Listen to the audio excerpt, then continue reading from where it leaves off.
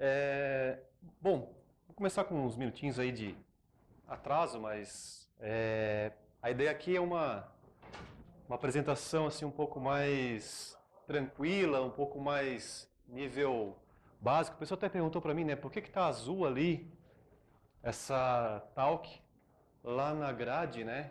Porque fala de prever compra, talvez até alguma coisa de machine learning e tal. Por que que é básico? Porque eu não vou entrar em detalhes muito complexos, mas talvez aqui, eu não sei, né, vou fazer uma breve consulta aqui ao pessoal. Quem aqui trabalha com machine learning no dia a dia?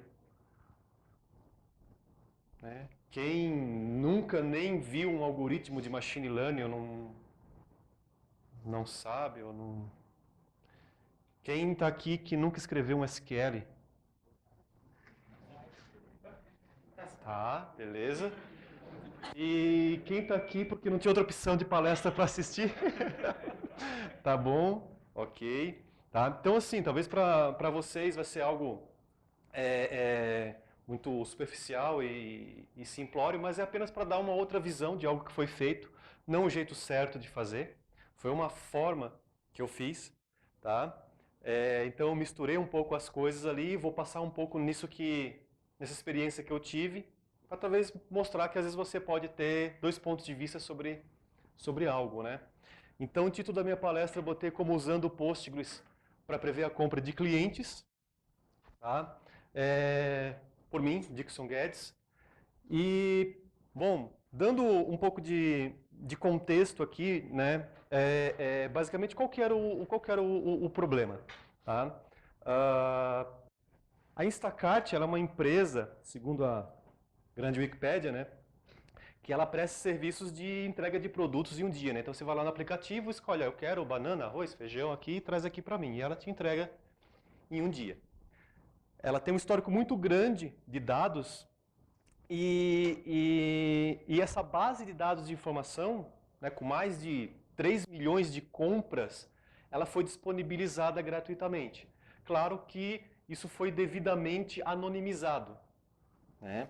É, da onde eu busco essa fonte de dados, tem várias outras fontes de dados como essa, que você pode baixar para você brincar, para você explorar e até talvez ganhar um dinheiro em cima, porque é um site de competição que eu já vou mostrar depois ali na frente. Mas basicamente, esses dados que estão lá, geralmente, se não são dados públicos, são dados anonimizados. Então todos os dados aqui estão anonimizados. Né? Eu não precisava saber qual era o nome da pessoa, por exemplo, que comprou, né, uma tonelada de banana num dia, não me interessa. Mas se uma pessoa fez isso, está lá a informação na forma de um ID. Tá? Então, existe uma competição, um site do Kaggle que faz isso, inclusive, dando outro exemplo, puxando para um outro lado, né, o Santander, aí, no final do ano passado, ele pegou uma base dele anonimizada devidamente, né, e colocou lá numa competição que o total premiado ia até 25 mil dólares, né? Então, dividido entre o primeiro, segundo e terceiro colocado. Então, basicamente, era pegar essa base de dados de seguro e achar um modelo de machine learning que melhor previsse se uma pessoa ela estava apta a receber um seguro ou não. Então, todos os dados anonimizados, né? A característica ali, você só sabia que era uma característica, por exemplo, seguro de carro, tá? Só sabia que era característica de pessoa porque tinha um P na frente, P1, P2, P3, P4, e sabia que era do veículo porque tinha lá um V na frente, V1, V2, V3 e V4. Teve gente que aplicou machine learning em cima disso para descobrir o que era o P1, P2 e P3. E conseguiram com uma certa argumentação muito forte, né? Como cor dos olhos, como altura, peso, idade, né? E assim vai. Então, né? Mas teve gente que sim, foi lá e fez pelo propósito da competição e ganhou o colocado. Então isso aqui é uma competição que existiu, ocorreu essa competição do Instacart, tá? E eu usei os dados dela. Tá? Qual era o propósito, na verdade, do problema ser resolvido, né? É que era prever quais produtos seriam comprados novamente por uma pessoa. Então a pessoa ela tem aquelas compras constantes que ela faz semanalmente, mensalmente, enfim. Né? E a ideia aqui do problema, né, do desafio era justamente o quê? É prever qual produto o cara compraria novamente. Ah, o cara sempre compra feijão, então ele vai comprar feijão. Não, nem sempre. né? Numa análise que não vamos entrar em detalhes, só para você entender a dimensão do que eram esses dados, tinha uma pessoa lá, um grupo de pessoas, que eles compravam um determinado tipo de produto e em determinados dias da semana eles mudavam o produto que eles compravam. Eles compravam Coca-Cola e no determinado dia da semana ele comprava Pepsi. E não fazia muito sentido. O que é? Porque não tinha no estoque e tal? Não. Depois, fazendo uma análise, algumas pessoas fizeram essa análise e havia uma correlação com promoções. Então, tipo, o cara lá tinha lá, comprava pipoca lá, a pipoca estava em promoção junto com a Pepsi. Então, o cara comprava Pepsi e pipoca. Então, quando não comprava pipoca, ele comprava Coca-Cola. Então, tem umas coisas assim nessa base de dados e é bastante rica para fazer análise. Tá? O problema aqui é descobrir se o cara vai comprar um produto novo ou não. Então, para quem nunca, né, trabalhou com machine learning, aqui eu não estou trazendo aqui, estou trazendo uma visão simplificada, vocês podem ir atrás e ver um pouco mais sobre isso, mas basicamente tem um passo, um conjunto de passos que você segue para você chegar num modelo que vai te ajudar com algo. Né? Ou você vai, a minha tentativa aqui que eu preciso é prever se o produto vai ser comprado ou não, eu preciso fazer essa previsão. Para chegar nisso, eu primeiro preciso coletar um conjunto de dados, eu preciso ter um dado de entrada, então eu tenho esse dado, vem lá dos dados do Instacart, que está publicado lá no site da Kaggle. Né? Tive que fazer uma análise em cima desses dados, eu não vou me aprofundar muito nessa análise, que não está aqui, mas aqui já é um pouco do resultado da análise que eu fiz, por exemplo, para experimentar esses dados, fazer um cruzamento, né, criar características nesse dado, que é um passo também que ocorre ali mais para frente, em que a gente prepara os dados, limpa e normaliza. Esses dados já vêm preparadinho, mas na vida real geralmente ele não vem preparado, esses dados. Esses dados são dados às vezes sujos, você vai atrás de dados públicos, você, né, tem o nome da pessoa com o sobrenome às vezes na frente, com o sobrenome atrás. Enfim, às vezes o nome está em maiúscula, a altura tá com 1,80, o outro está com 1,80. Então vocês têm que normalizar, limpar, ter um processo de limpeza e preparar isso para ser colocado dentro da tua análise. Né? Então o processo de análise ajuda você a limpar e preparar os dados. E às vezes você tem até que enriquecer esses dados, trazer outros dados para poder enriquecer essa sua fonte. Né? E aí depois que você está com os dados normalizados, bonitinho ali, né, ou pelo menos você espera que esteja o mais possível, você começa o processo de achar que modelos, né, que algoritmos de machine learning você consegue aplicar ali, né, para poder prever aquilo que você quer prever. Né? Seja você quer prever um valor futuro, né, como por exemplo, qual vai ser a temperatura daqui a 3 dias, né, nessa região, né, ou classificar se a pessoa vai ou não estar presente amanhã no evento, por exemplo. Né? Então, dois tipos de previsão aí, uma por regressão, outra por classificação. Então, seja qual for, você vai ter que tentar validar uma hipótese. E para validar essa hipótese, você precisa antes testar uma hipótese. Então, você precisa trabalhar com um determinado modelo mais simples. Tá? Em cima desse modelo mais simples, você vai estruturando ele com valores de entrada, vai tunando ele, né? Como se fosse ali os botõezinhos ali da água gelada e da água fria do chuveiro ali, né? O cara tem que ficar brigando ali. Então você vai tunando isso até achar a melhor temperatura, você vai achar, né, o melhor modelo. E para fazer isso você tem que testar esse modelo. Então você coloca os dados para dentro do modelo, né? Você divide a tua entrada, né, em grupos para você poder testar. Então tem um grupo que é um grupo de treino, né? Então é um grupo onde tem uma lista de dados e essa lista de dados diz se o cara comprou novamente ou não aquele produto. Tá isso lá na minha fonte de dados. Então, pô, beleza, então eu já consigo treinar, porque eu sei o que aconteceu no passado. Né? Eu sei o que eles fizeram no verão passado. Né? Eles compraram ou não aquele produto. Então eu tenho isso lá, então eu vou usar isso para treinar. E a minha parte de teste, eu separo um pedaço desse produto, eu escondo do meu algoritmo para ele não enxergar isso e uso isso para testar o meu algoritmo, para ver qual é a acurácia dele. Então, ó, eu treino ele com uma parte dos dados, testo ele com uma outra parte do dado. E depois eu uso ainda uma outra parte dos dados, que são os dados de validação. Então eu posso separar o meu conjunto de entrada, né? Então imagina, com 3 milhões ali de compras, dá para fazer uma brincadeira desse tipo.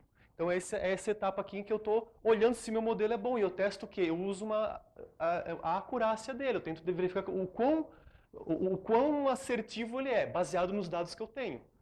Né?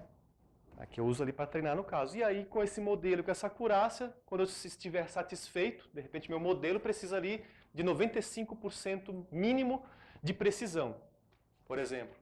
Né? Então, pô, estou satisfeito com isso, tá ok. Às vezes tem modelo que 80% já está suficiente, né? Mas já outros modelos, esse 5% pode ser muito complicado, né? Como, por exemplo, saber se uma pessoa ela tem um câncer maligno, né, por exemplo, né, ou benigno, ou se aquele câncer que ela tem, ou se ela tem câncer, por exemplo. É um exemplo, que há essa acurácia de 5% é uma margem de erro aceitável. Né? Quando você inverte isso para outra pessoa, né? Não é. Então, é essa acurácia, você verificar se o teu modelo consegue atingir uma acurácia boa para isso. Tá? E aí a previsão é depois que você tem um modelo pronto, você tem os valores, digamos, né, desse modelo, você salva isso, depois você pode usar, então, outros valores desconhecidos, e aí que é a questão do machine learning, que daí com base em valores desconhecidos você prevê aquilo ali. Tá? Recursos, ferramentas e técnicas que eu utilizei. Usei o Postgres na versão 9.6, o Kaggle, o JupyterLab, Python, XGBoost, SQL e uma técnica ali de Feature Matrix ali. Tá? Isso aqui só para estar aí para vocês entenderem, mas basicamente o Kaggle é uma linha de comando para você baixar as fontes de dados lá do site do Kaggle, facilita para você não ter que ficar fazendo lá download com o botão direito, salva como, tal. Você tem uma linha de comando para poder baixar, baixa de lá bonitinho. O JupyterLab, ele vem numa linha em que ele é uma ferramenta, né, que te permite trabalhar que o pessoal chama de pesquisa reproducível, né? Ou seja, é um problema hoje você ler determinados artigos, e na grande maioria de artigos que existem nos últimos 50, 60 anos, é muito difícil às vezes você conseguir reproduzir eles novamente. Então, existe uma onda aí já de muitos anos, e na comunidade Python, isso aqui veio em resposta, na comunidade Python, na comunidade Julia também, veio esse cara que é o JupyterLab lá, que é Ju de Julia e Py de Python. E ter, eu não sei. Não sei o que tem. Mas que é o quê? É uma ferramenta, eu vou mostrar para vocês ali, que você escreve, digamos, você está escrevendo o teu artigo, você coloca trechos de código, executa esse código, o resultado sai no teu artigo, e você vai escrevendo o código, e aquilo é como se fosse um... em vez de você ter o código com comentário, você tem o comentário com código. É o notebook, no caso. Né? Oi? O R, exatamente. Julia, Python e R, exatamente. O E é do R. Obrigado. E que é uma linguagem também estatística, também, que é bastante utilizada, né, em machine learning, tá? Não só em machine learning, mas para trabalhar com análise estatística também. Então, assim, qual é o meu conjunto de entrada ali? Só para vocês entenderem. Né? Lá eram fornecidos alguns arquivos. Esse arquivo aqui é seria...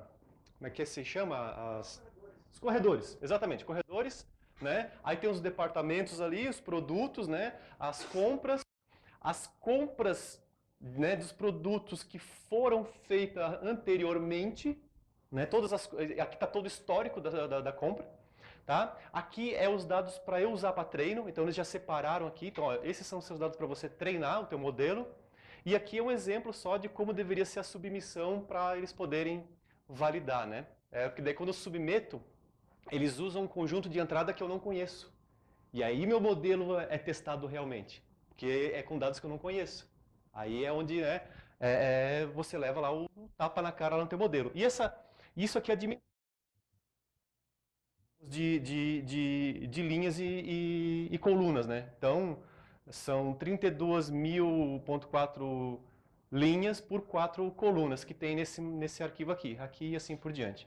Tá? Então, então esse é os dados que eu tinha. E aí, para baixar esses dados, Kaggle Competitions aqui, download e tal, o nome da competição. Eu gerei uma base de dados com isso aqui e ela ficou aproximadamente 2 GB. E eu estava fazendo toda essa exploração numa máquina modesta ali, uma máquina, sei lá, 8 GB de RAM ali, né, enfim. E aí que eu comecei a bater em alguns detalhes ali, tá?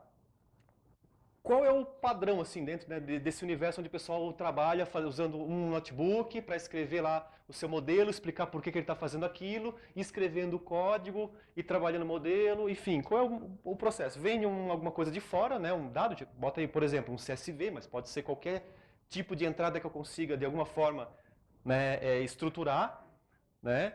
Tem esse carinha aqui chamado Pandas, eu já vou mostrar ali para vocês ali um exemplozinho, fazendo um paralelo com o SQL. Tá? E aí o Pandas ele cria um data frame. Então ele pega cada um daqueles CSVs e transforma lá numa espécie de uma tabela. Eles chamam de data frame, né? Na verdade é um conjunto de linhas e colunas, sendo que as colunas são nomeadas ali. Eu posso dizer que essa coluna é nome, essa aqui é endereço, essa aqui é telefone, enfim. Tá? Então eu jogo para o data frame e aí eu vou manipulando esse data frame em cima do meu modelo para poder fazer todo aquele processo ali de testar, verificar o modelo, partir ele, enfim. Tá? Agora vamos um pouquinho de hands-on aqui. Espero que os deuses do hands-on me ajudem. Não hands-on, né? Mas eu vou só ficar saltando aqui. Então o Pandas, deixa eu ver como é que está aí o tamanho aí. Se está bom aí. Tá bom, né? Tá bom assim, né? O Pandas, aí é um pouco de Python, né? Não tem aqui SQL. O Pandas você importa ele ali. E aqui está dando um exemplo. Ó. Ele pega a partir de uma URL e ele está dando um CSV. E aí quando eu dou um head ali, como se fosse um limit, né? É como se fosse um limit 5 ali, por exemplo. Ele está me trazendo aqui, ó, aqui as colunas com seus, com seus títulos, os nomes de colunas, né? E o conteúdo delas. Então, fazendo um paralelo, eu trouxe essa página aqui do Pandas que ele compara um pouco com SQL, só para fazer um paralelo aqui. Então, né, lá quando eu estou usando no Python, por exemplo, né, vou fazer um select total, tip, smoker time, from tips, limit 5. É a mesma coisa que fazer isso aqui. Ó. Pego tips e aí eu passo aqui uma lista de colunas que eu quero que leia a partir desse tips. Tips é esse cara que foi carregado aqui, que foi desse CSV que veio dessa URL, né? Só para... E aí eu mando, dessa lista me mostra apenas os 5. Né? Então, digamos que isso aqui é uma forma que eu tenho de poder, então, fazer um limite 5 ali numa listagem. Posso usar um where, onde eu faço que select, asterisco, from tips, time igual a dinner. Tá aqui, eu pego todo mundo de tips que casa com esse padrão aqui, essa é uma forma de fazer. Então, vai vir aqui.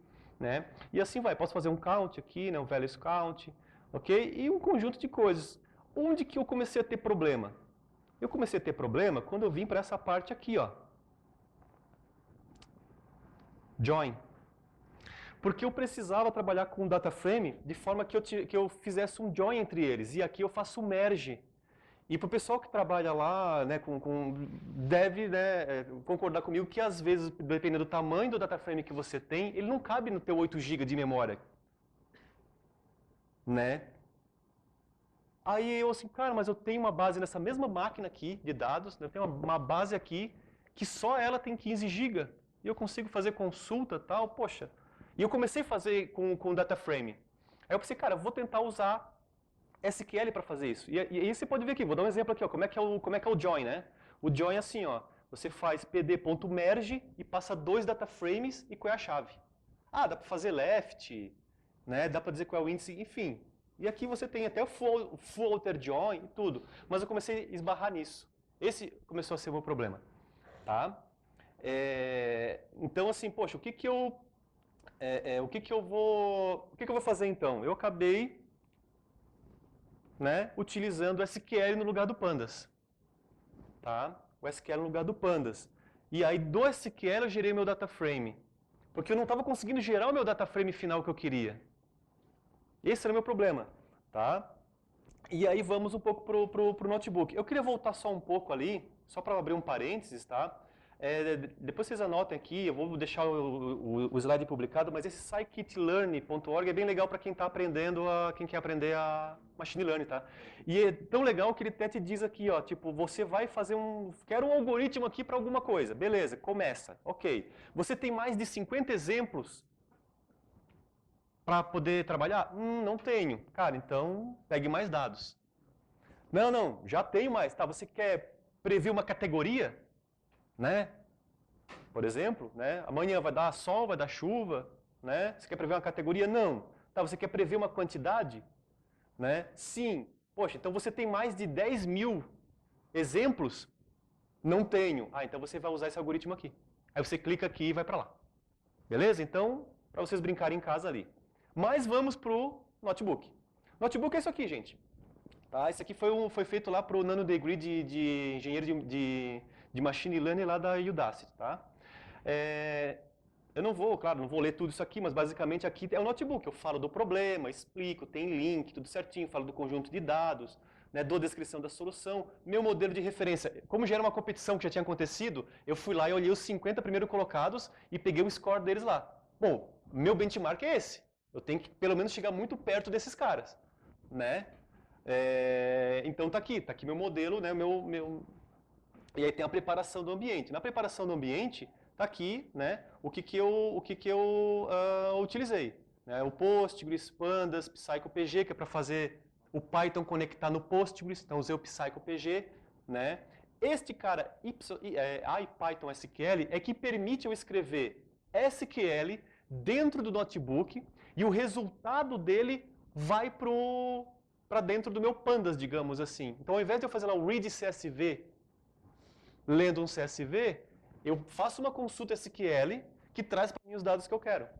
E aí, poxa, tá, mas você foi lá, executou, trouxe toda a consulta? Não, na verdade a minha consulta foi a minha preparação de dados.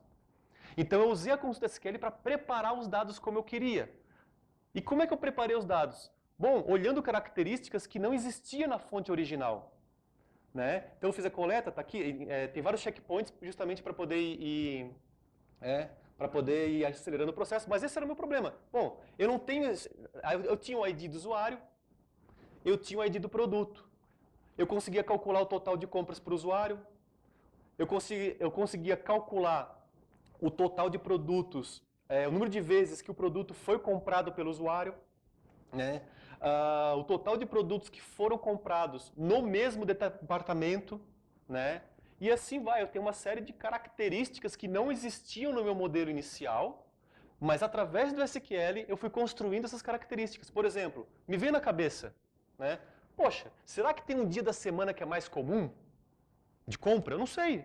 Mas eu tinha o dia da semana que o cara fez a compra. Mas eu não tinha o dia da semana mais comum, por exemplo. Então, isso eu fiz o meu SQL trazer. Então, inclusive assim, pô, será que tem uma hora do dia que é mais comum? Né? E toda essa estrutura eu montei no SQL. Tá? No SQL que está aqui. Ok? Vou só andar um pouquinho com ele. Eu não sei, tá traduzindo, né, cara? Agora que eu vi. Eu comecei a passar e magicamente o negócio. Enfim. Deixa eu botar aqui. Estão conseguindo ver? Então, assim, ó, basicamente, eu até acho que eu explico aqui que eu criei duas CTS. Uma é as estatísticas de usuário e produto. Então, toda a lógica de estatísticas de usuário e produto eu coloquei ali. E depois, olhando os dados, eu trabalhei um pouco com a moda dos valores desses dados. Então, eu criei uma outra CTE para isso. Então, eu fiz uma espécie de um pipeline. Né? Fiz uma espécie de um pipelinezinho já lá no SQL para o meu banco processar. A questão aqui... Vou falar para cima. A questão aqui é que esse modelo eu consegui construir ele praticamente todo numa máquina modesta e depois eu simplesmente joguei numa máquina lá com 32 CPU, 54 de RAM e 10 GB de armazenamento. E aí ele rodou tranquilo. Tá? Mas eu tenho aqui guardado os tempos que executou na máquina. Tá? Então aqui, ó, o que acontece? Basicamente, meu problema era nisso aqui que eu tinha lá no Pandas. Conseguir fazer esse join e ainda começar a construir essas características que não existiam. Por exemplo, eu não tinha ali qual é a média de produto, qual é o dia da semana ali no caso, né? Dia da semana, a hora do dia, quantos dias ocorreram desde a última compra? Será que esse é um valor que é importante? Eu não sei. Eu joguei ali porque eu precisava depois fazer uma análise em cima dele, né? Dias desde a primeira compra que foi feita, será que influencia? Tipo, o cara comprou um produto, né, lá no começo do ano, será que esse tempo que ele, né, será que dá saudade dele comprar aquele produto de novo? Né? Será que é uma coisa sazonal? Né? E aí, total de compra para o usuário. Que técnicas eu utilizei? Se vocês forem ver, eu utilizei CTE, né? Usei window function, veja que eu coloquei aqui um over, né? E o over está por usuário e produto, né? Tem outros overs aqui que eu faço, que é, por exemplo, somente por usuário, ou por compra e departamento. Né? E aí eu consegui organizar isso separadamente, meu código para ficar mais limpo, né? Para que meu código pudesse ficar mais limpo, né, eu trouxe para cá separadinho. Então, o que é o por usuário produto, né, cumulativo? Eu coloquei aqui porque tem um order by. Né, por usuário e produto é uma partição por user ID e product ID. Tem também lá o usuário cumulativo. Esse cumulativo é para que eu pudesse ter uma ideia de estoque de informação, né? Tipo, acumular o número de dias que ele fez a última compra, enfim. Aí por produto, por compra. Né? Então eu separei isso em CTS. E eu fiz também um trabalho aqui de moda, quais são os dias da semana mais comuns, né? Sempre usando diretamente as tabelas lá que estão no meu banco. Aí depois aqui, no final, dei uma arredondada, fiz uma limpeza, um tratamento dos dados aqui, né? E como eu coloquei aquele IPython SQL lá em cima, aqui, ó, esse carinha aqui em cima aqui, bem lá em cima, tá lento aqui o negócio. Aqui, ó, o IPython SQL, ele me permite fazer isso aqui, ó. Fazer isso aqui. Tá? Jogar aqui esse if aqui é um SQL, aqui só tem código Python, mas esse bloco tem um código SQL. Eu jogo para um data frame chamado estatísticas do usuário. Logo em seguida, depois desse data frame, eu já começo a trabalhar ele como um data frame. Então daqui é código Python. E ainda assim, eu ainda faço umas limpezas, né? Faço umas limpezas ali de tipagem, por exemplo, transformo coisas que estão em texto para inteiro, para poder diminuir o uso de memória, né? Então eu consegui aqui nessa tratativa aqui eu consegui aqui reduzir 7 MB de memória, né? Gastei aqui 1 segundo, tá? Então aqui agora eu estou com os tipos corretos aqui, adequado. Então, né, vou guardando o checkpoint e esse aqui é o meu data frame, tá aqui meus dados aqui. Então nesse meu data frame aqui, inclusive eu guardo ele, tá? Eu persisto ele em disco para eu usar depois, porque eu não ia gastar, né? Acho que foi aqui 11 minutos, tá? 11 minutos levou para ele fazer esse processamento, tá? Então eu não vou ficar gastando 11 minutos toda hora que eu, né, quisesse, né, chamar ele. Então tá aqui. E esse aqui é um exemplo aqui dos dados. Então tem aqui, ó, dia da semana mais comum, 4, né? Aí vem essa parte do treino. Tem aqui uma função para fazer um treino dos dados, usei essa função para poder ajudar. E aí eu comecei, tá, então assim, eu tinha feito uma análise do programa para tentar entender assim, quantos dados, né, do meu modelo inteiro, o quanto que eu posso usar para me treinar, por exemplo, para eu poder treinar. Porque assim, são 3 milhões, né? São 3 milhões de compras. Como que isso está distribuído? Né? Então, eu fiz uma análise e aqui, ó, tendo uma frequência de 3 milhões de usuários com menos de 10 compras. E aproximadamente 2 milhões com menos de 20 compras. Então, o que eu queria? Eu queria, de alguma forma, achar uma característica dentro desse modelo que pudesse representar uma maioria. Né? Então, por exemplo, tem um grupo, esse histograma que é a quantidade, né, a frequência de usuários em relação à quantidade de compras. Então, de 0 a 10, 3 milhões. De 10 a 20, né, de 11 a 20 no caso, menos ali de 2 milhões, e assim vai diminuindo. Então, o que eu fiz? Bom, eu vou tentar trabalhar com dois modelos. Um modelo com mais de 30 compras e um modelo com mais de 50 compras. Esses caras aqui, ó. Porque aqui tinha muito aqui, né? Então eu pensei, pô, eu não vou usar esse muito, na verdade eu vou tentar ver se eu consigo trabalhar com esse grupo aqui que é menos dados. Tá?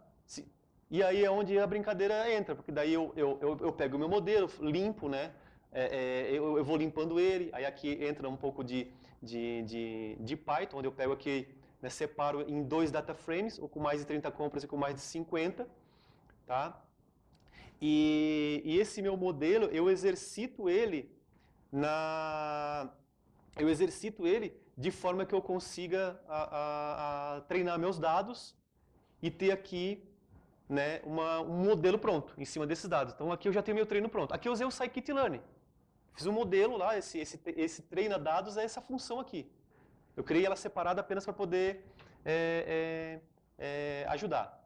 Tá? Então eu posso chamar essa função várias vezes, esse treina dados. Então ele treinou meus dados, tanto para 30 compras quanto para 50 compras, e levou quase 1 hora. dentro daquela massa de dados que eu tinha ali. O que, que eu fiz? Salvei o modelo, né? Porque eu não sou bobo, vou salvar o modelo para não ter que perder de novo ali, né? 50 minutos nisso. Com o modelo salvo, eu começo a entender o que ele achou. Dentro daquela minha função, ele não treina aleatoriamente, na verdade. Ele faz uma busca de valores de tuning e testa várias vezes o modelo. Então ele testa o modelo com várias mudanças de valores, de parâmetros, para ver qual o melhor performou. E aí ele me devolve esse modelo. Ó, esse foi o modelo que melhor performou. E aí ele me mostra aqui. Então ao invés de eu ficar na unha setando esses valores aqui, eu fiz aquela minha função treinar dados fazer isso para mim. Então agora eu tenho dois modelos. Um model e o outro model 50. E aí o melhor modelo até o presente momento foi esse cara aqui. Tá? Aí analisando o modelo para ver se a acurácia dele está de acordo com, né, o esperado. E eu encontrei uma acurácia de 94% de acerto. Então essa acurácia eu testei em cima de valores que eu não conheço. Ele testou com valores que ele não conhecia, né? E aí ele conseguiu esse fator, né? Tá? De quase 95%. Tá? Esse no modelo... cadê aqui? Foi o model... O model, né? Aqui, ó, o model. O model é o que tem pessoas que fizeram mais que 30 compras. E o outro é o que fizeram mais que 50. E aí ele conseguiu também uma acurácia ali bem interessante, né? Aí o que eu fiz? Eu peguei vários usuários que fizeram menos que 10 compras, para ver se esse modelo eu consigo prever a mesma coisa para esses usuários, né? E aí a minha acurácia foi para 86, com score de 57. E aí eu assim, bom, que características são importantes para esse modelo 50 então? Que características influenciam na tomada de decisão?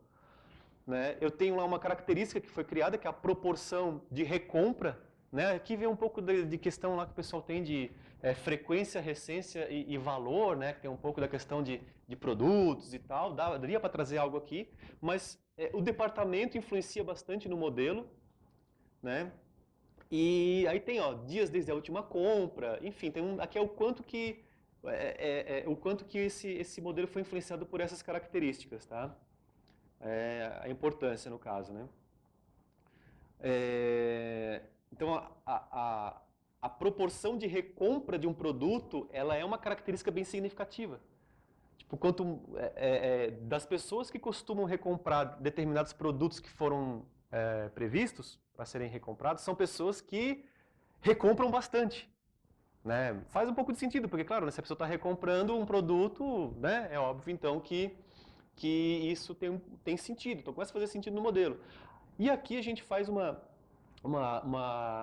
matriz aqui de confusão, onde a gente cruza, deixa eu diminuir um pouquinho aqui, não sei se vai dar para ver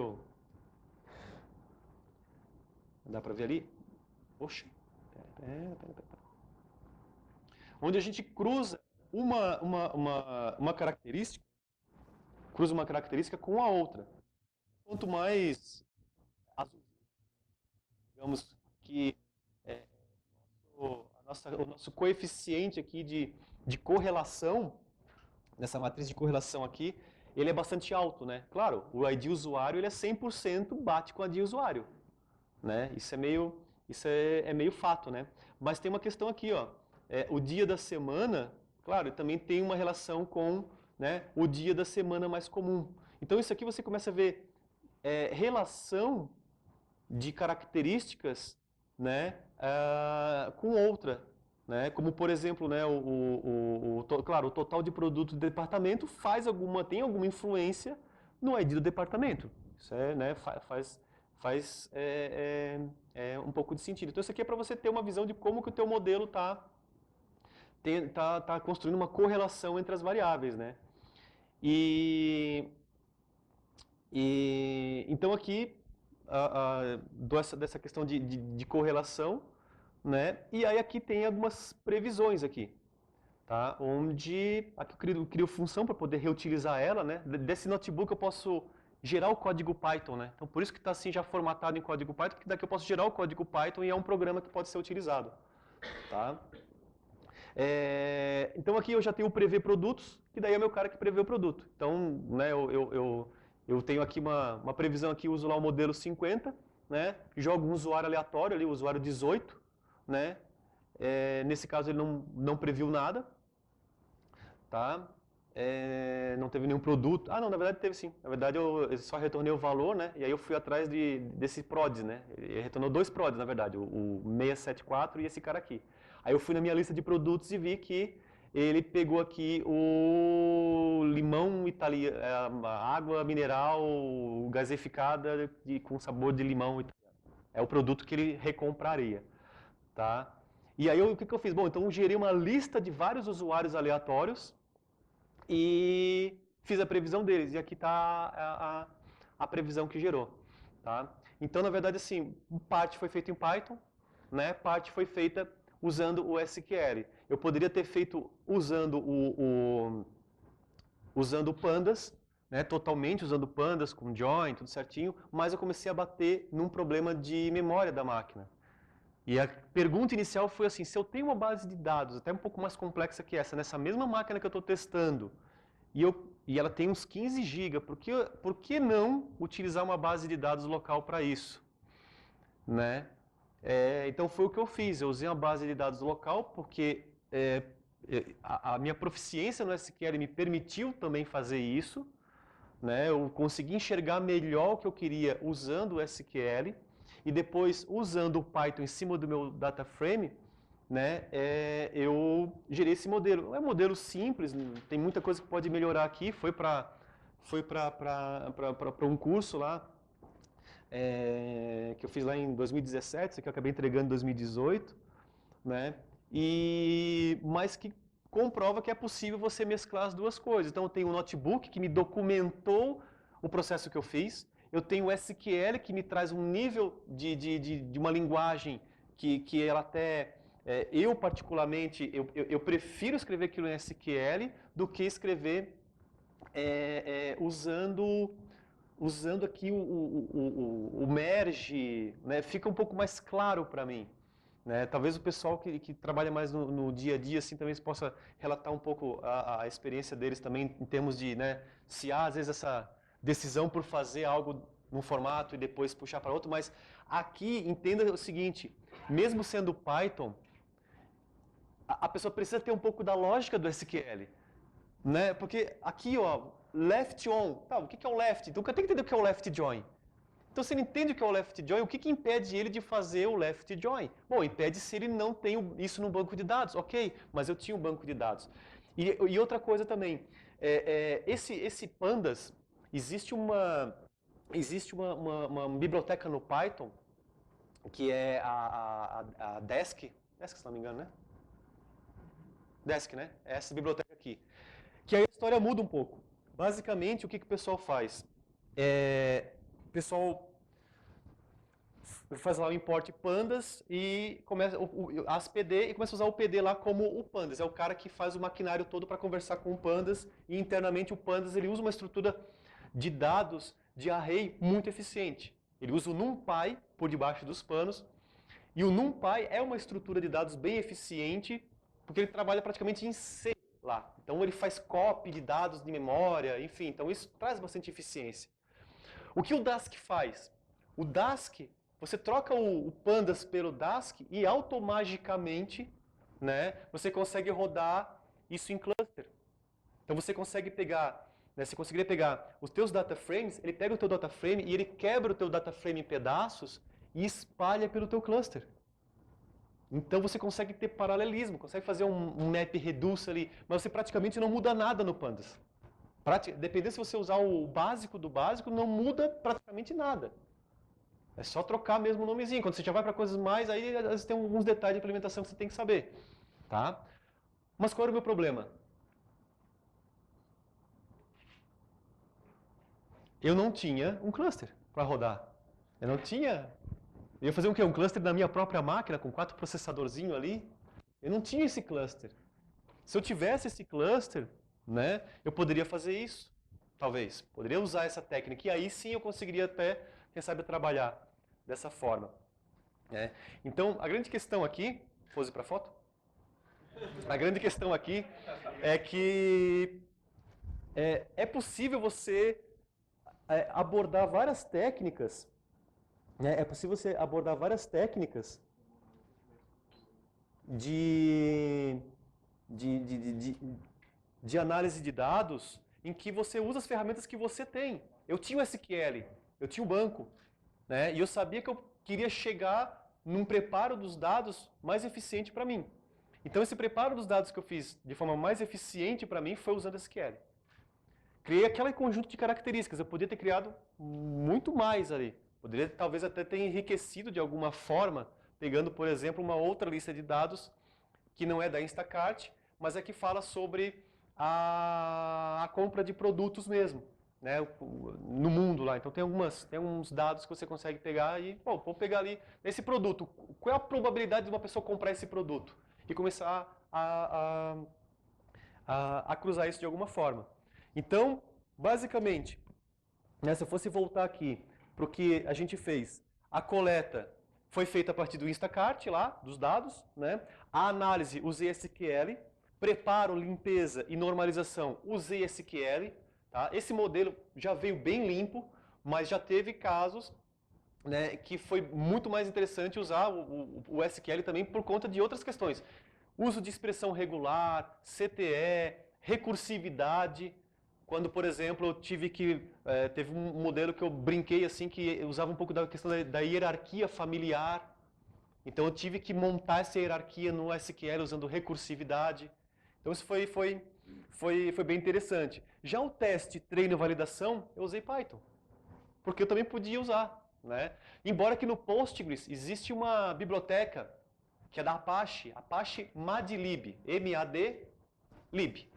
Não é a libma, não é Madlib, não é a lib maligna, né? Mas é uma biblioteca que tem bastante desses algoritmos lá dentro. Lá. Então você pode já fazer alguma previsão, regressão, você tem lá KNN, enfim, você pode prever coisas ainda dentro lá do Postgres. É uma extensão do Postgres que é a Madlib. Poderia ter feito lá algumas coisas.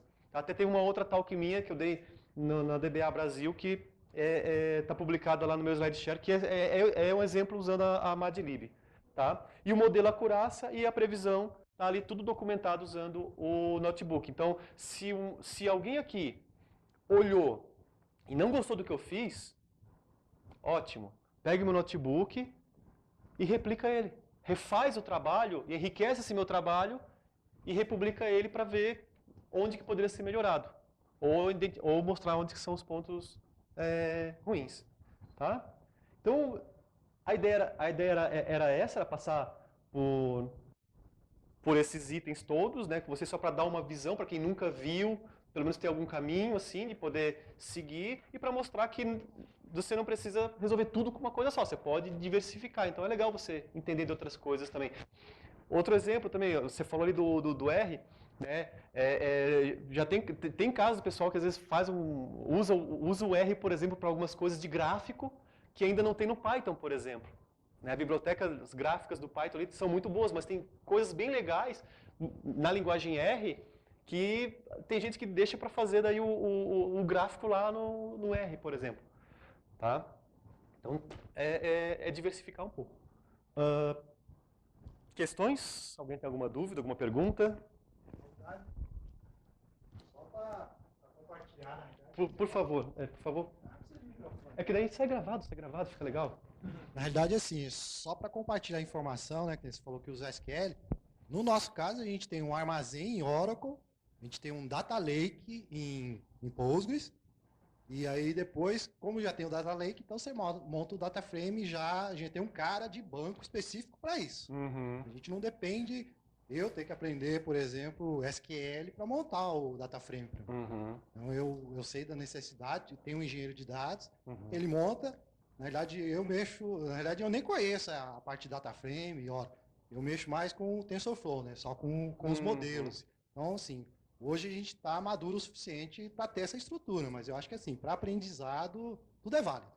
Eu acho que tudo é conhecimento, né? Você vai se enriquecendo à medida que você vai aprendendo, né? Porque às vezes, pra você resolver problemas pequenos, Você não vai construir um data lake, entendeu? Não vale a pena. Sim. Você vai ter que ter uma máquina para isso, você vai ter que ter um profissional para isso. Eu acho que isso é custoso, né? Depende muito do porte da empresa. A gente tem milhões de dados lá, então para a gente vale a pena, porque a gente tem dados de saúde, dados de segurança, né? A gente trabalha com o governo, né? Lá de Minas, né? Então, são mundos diferentes, né? Sim. Mercados, inclusive, diferentes. Sim. Mas é só isso, só para complementar. Legal, obrigado. Alguém tem algo a acrescentar, perguntar? Não? Pessoal, então, muito obrigado, tá, pela presença de vocês. E já vou encerrando a minha aqui. E a próxima é com o nosso amigo... Tá aqui? Martin, tá ali? Que vai falar sobre... Bacon Freeze. Tá, então... Quer preparar? Obrigado, gente.